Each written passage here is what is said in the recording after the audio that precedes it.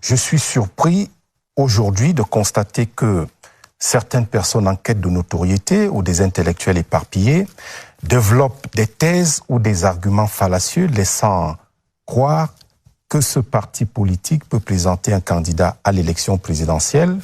Et vous terminez de manière très autoritaire en déclarant « Je voudrais être clair à ce sujet, et je le dis d'autorité, le parti politique qui avait boycotté le double scrutin législatif et municipal du 9 février 2020 ne peut pas être candidat à l'élection présidentielle. » Monsieur le ministre, dites-moi, pourquoi ne pas laisser les institutions compétentes et l'ICAM et le Conseil constitutionnel se prononcer sur les présidentiables?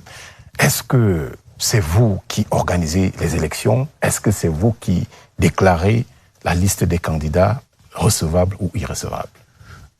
Bon, tout le monde peut poser cette question, mais parfois il faut balayer le mensonge et recadrer les gens qui sont de mauvaise foi et qui ont pour souci de perturber la conscience des Camerounais.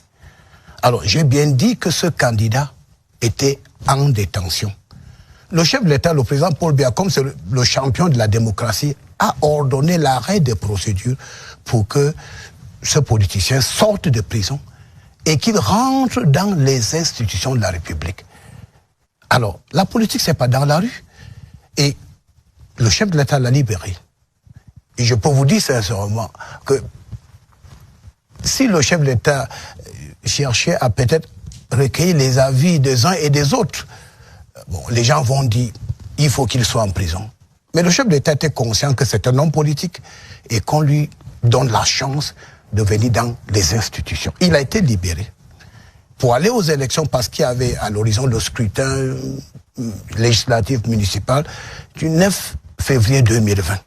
Alors, il a été même accompagné par les autorités administratives. Donc j'ai dû parfois garder les préfets, les sous-préfets, pour aider les militants de ce parti à constituer les dossiers. Il y en avait qui ne savaient même pas comment constituer les dossiers pour aller à une élection.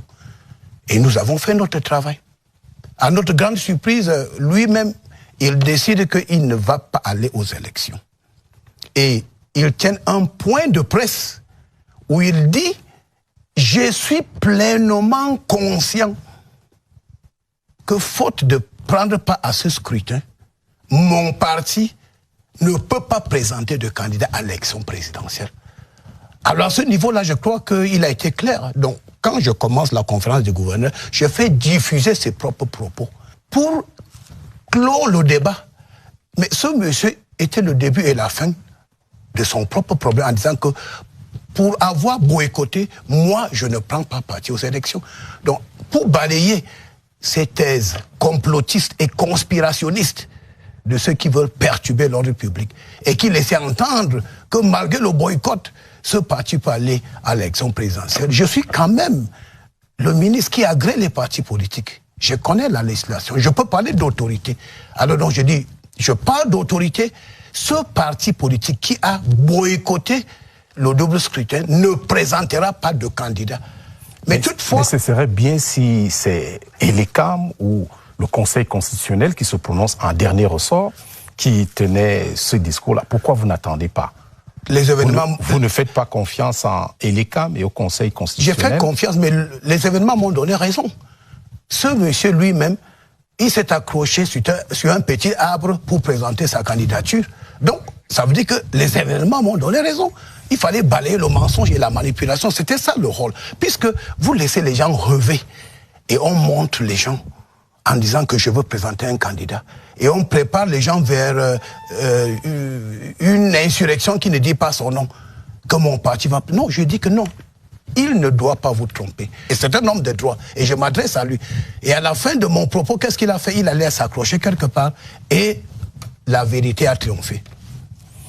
En tout cas, la vérité, on va dire, au plan strictement légal, va nous parvenir d'Elections Cameroun.